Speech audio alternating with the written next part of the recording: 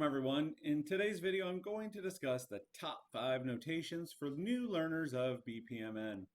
Specifically, I'm going to discuss why learning these 5 notations will help you effectively start modeling your business processes.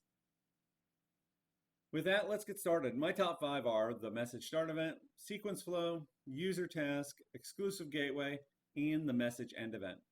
The purpose for me choosing these 5 notations is to keep it simple for you while learning BPMN.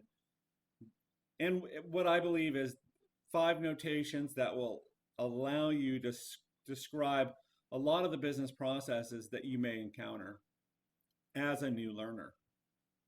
So with that, let's start with number 1, the message start event. I chose the message start event as my top 5 notation for new learners. Basically because it's one of the most common ways to start your process.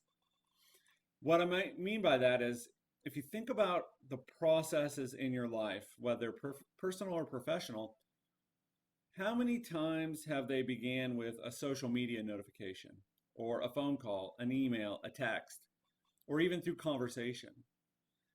There are multiple modes of communication these days, which is why learning the use of message start events can be so important and impactful to a new learner. So let's walk through what I mean in a couple quick examples. I'm not going to walk through each step of the process because I'm going to show multiple use cases here, but by the end we'll walk end to end of these processes. So with that, let's start with the request BPMN content. In my first example here, I use a message start event signifying that an email notification is received, and that trigger, when that occurs, my process is triggered. One key point about message start events, as this is currently depicted, is I also use a message flow to depict the transfer of control from one process to another. In this case, you, the learner, can email me specific content ideas or requests for a notation to be covered. But it's not until you hit send on your email that you are transferring control to my process. And then depending on how timely I am, I'll evaluate the content request.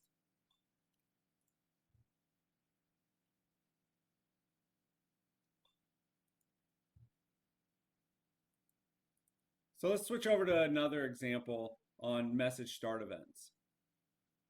Here I have my monitoring containers process. And before I dive into this, message start events can happen in all types of processes, from manufacturing to ordering to supply chain to marketing and even IT. Really, there's a lot of different use cases in which you could use a message start event. And so in this example, we take on a technical slant or a technical process to depict the message start event. And specifically use it to indicate that we receive a system message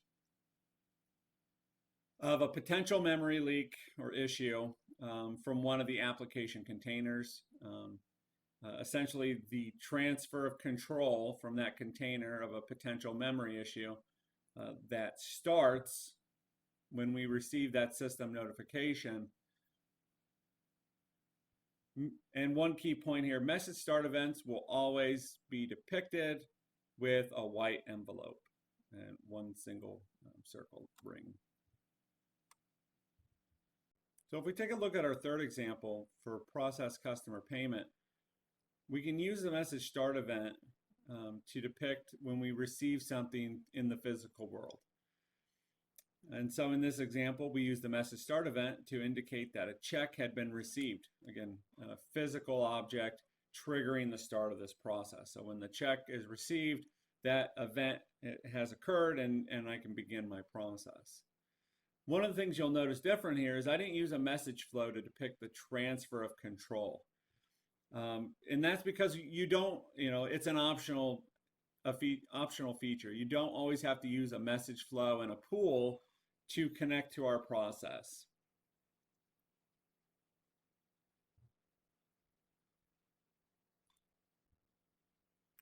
And then our last example for the message start event, we depict our HR process in which a candidate that is up to be hired is requesting a salary increase outside of the approval limits of HR. Here again, we use the message flow to transfer control from the pool to our process. But this time we use the message start event to signify that a phone call is received that is the triggering event that starts our process.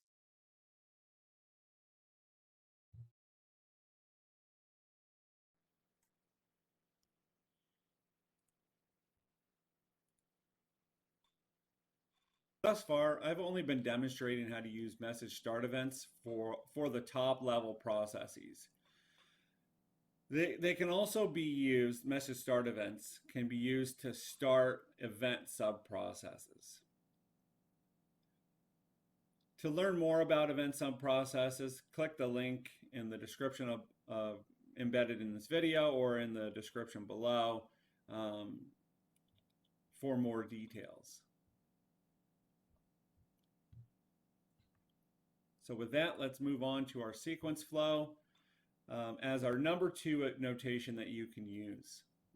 Thus far, I have not gone past triggering the process as an important notation is required to do so, and that is the sequence flow.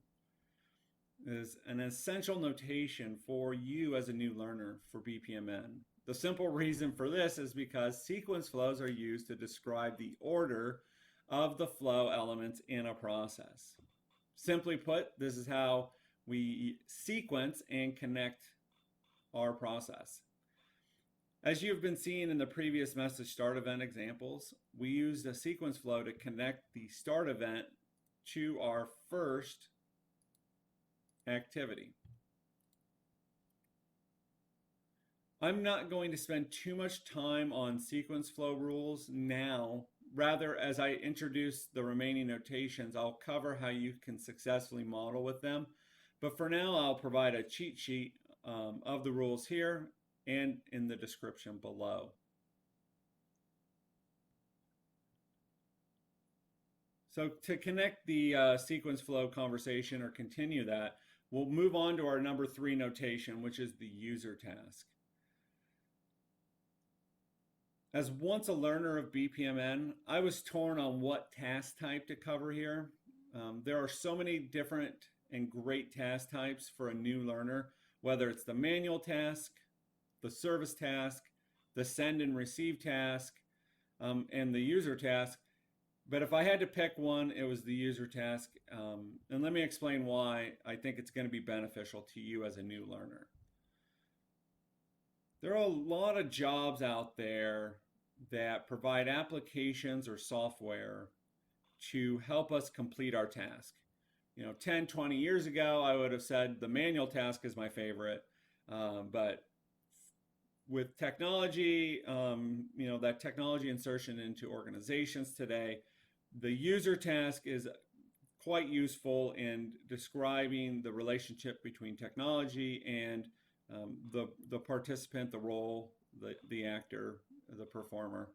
And so ask yourself, do you use a system to complete any of your activities today or an application? Do you have to log into an application to verify something or to see if something has processed? If you answered yes, that is the purpose of using the user task for modeling within your process, is to describe those activities that are, in which systems and apps are enabling you to complete your job or complete that task. And so let's take a look at a couple of processes in which we describe how to use the user task notation. I go back to my BPMN content request process. Here I use user task. But how do you know what system I'm using? How would a SME know that? Well, outside of the notation, which is depicted as a user, a little icon there in the left-hand corner, really good modeling tools can capture this type of process details. So I'm just going to go into my details of my activity here for the evaluate content request. And what I can see is that Gmail is used as my system. But more importantly, I think you can also, in good tools, you can also depict it. So when you are describing the user task and what systems are being used, it's clear to a reviewer and or to teammates that this system is being used, etc. If I didn't have anything listed here, the first question I would ask as a reviewer on the team would be like, well, what system's being used? That type of process detail can help as you're building out your process models.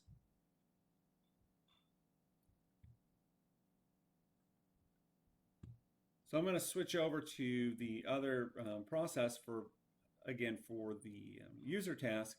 Again, in our process, for the HR example, we use the user task to illustrate that two different activities are completed with the assistance of application or a software, in this case, Workable. The user task, again, is depicted with the person icon up in the left-hand corner, and you can use this, again, to add clarity to your process for either reviewers and or working with SMEs. So the number 4 notation for new learners is the exclusive gateway. I settled on the exclusive gateway for 2 reasons. First, it provides an opportunity to teach diverging and merging modeling concepts, a foundational piece for successful modeling and eventually simulation. Another conversation for another day, but wanted to put that plug in. And second, the exclusive gateways are data-driven, meaning that the activity prior to the gateway determines the path taken in response to that activity.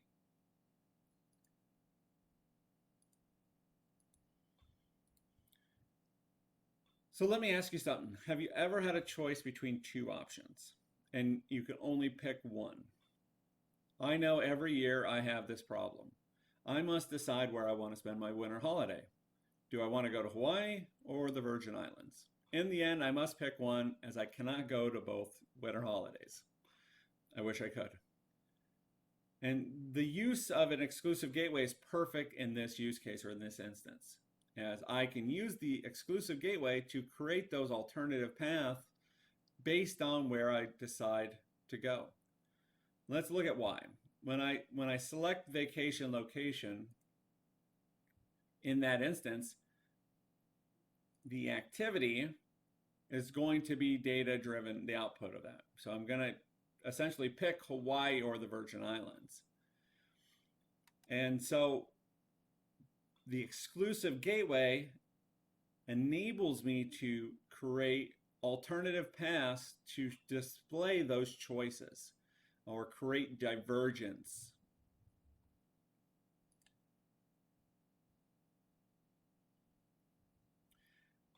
And before I go forward, here's an important rule, a sequence flow rule for diverging gateways.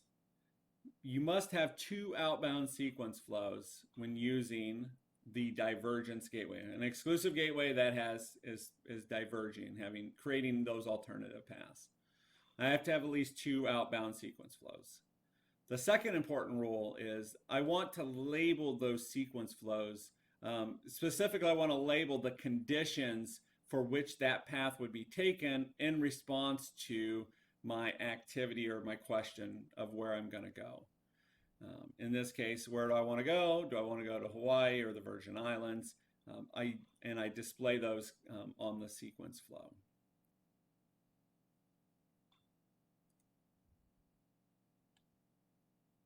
So for this path instance, we can only pick one. So I picked the Virgin Islands. The exclusive gateway enabled me to identify the 2 alternative paths. The sequence flow enabled me to depict the conditions,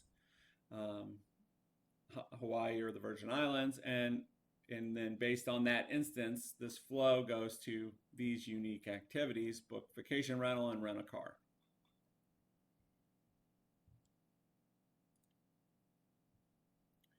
But what's going to happen here is that for this process instance, since I can only take one path and I have unique steps for the Virgin Islands, I still need to use an exclusive gateway to merge our process flow back together. And the reason I need to do that is because next year I may choose Hawaii, and in that instance, there are different activities before I purchase my airline tickets.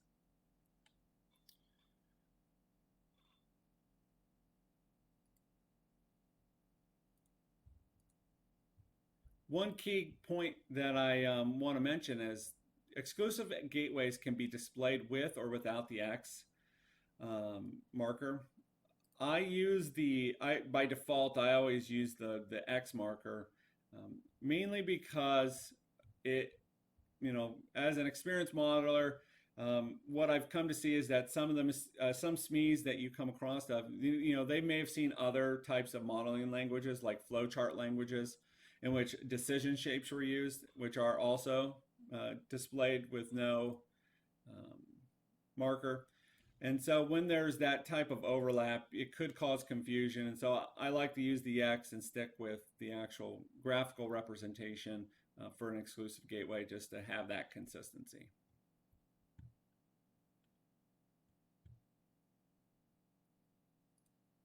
And so if we move back to our BPMN request model, if we take a look at it, we can see the use of the exclusive gateway again. But in this instance, we use 3 alternative paths. Because again, you can have as many paths from the exclusive gateway as you want, as long as you have 2, right? 2 is the minimum for the sequence flow rules for divergence. And so in this instance, I'm going to discuss a complex but simple modeling pattern that you will probably see as a new learner. And so if you notice, again, I have 3 outbound sequences, but when I go to merge, I only have 2 paths here. And in the third path, I have, there's content already available, and I don't merge because I'm sending a link and my process ends when that instance occurs.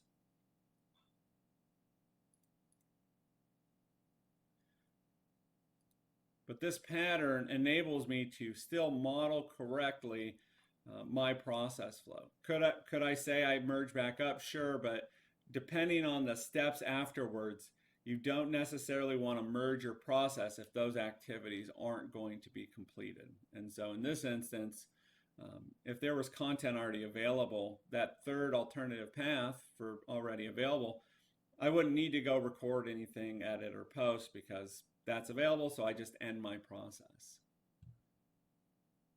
A couple key learning tips for exclusive gateways that you can take right away is practice using real-life examples to create and use for exclusive gateways. Examples such as what we went over for deciding on vacations, determining dinner options, buying a car, renting a house, modeling this to help create divergent sequence flows, identify those activities afterwards that you would take, the differences, and how you would merge those sequence flows in your real life model is really important. And one last key point to all of this, as I'm going to restart this, is that your process here for divergence, it's similar to merging. So you have to have 2 outbound flows for divergence. And for merging your process or merging to an exclusive gateway, you have to have a minimum of 2 inbound sequence flows to that gateway. Again, you can have more than 2, but no less than 2.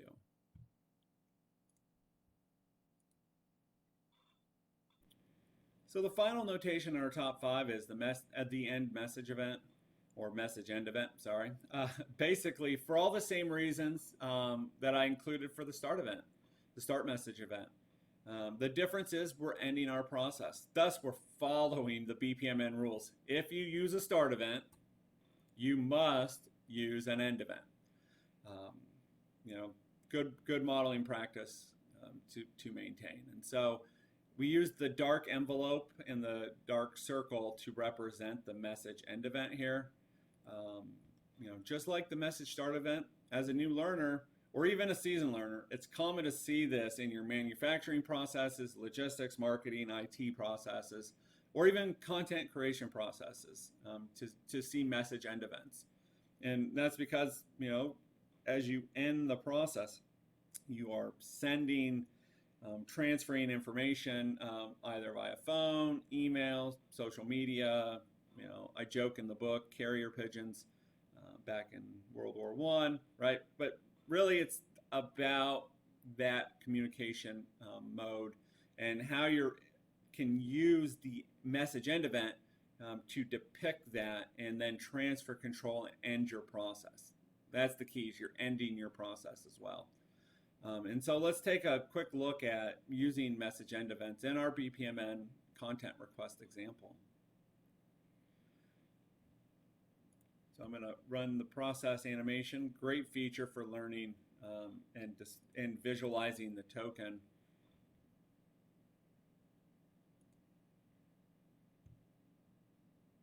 And so since we already saw the right response, we'll walk through if we had to create, edit, and then post. Once we post it, and there's going to be a notification that goes out. Again, in this instance, we are posting it, and if you're a subscriber to the channel, you will receive a notification that a new video is available. And depending on how you have it set up, it could be an email, could be alert on your app, multiple ways, really depends on how you set it up. But the importance is that you receive a message. And again, here we're transferring control from our process back to you as the learner. Meaning once this video notification, you receive it, we don't do something else and our process ends for this instance. Sure, I'm always looking at new content to create or planning new content, but this instance of you triggering this process and has essentially ended. I hope you found this video on the top 5 notations helpful. And as you continue your journey for the learning process of BPMN, always reach out if you have any questions, comments. I'm always happy to engage in discourse on this subject. And as always, thanks for supporting the channel, and I will see you in the next one.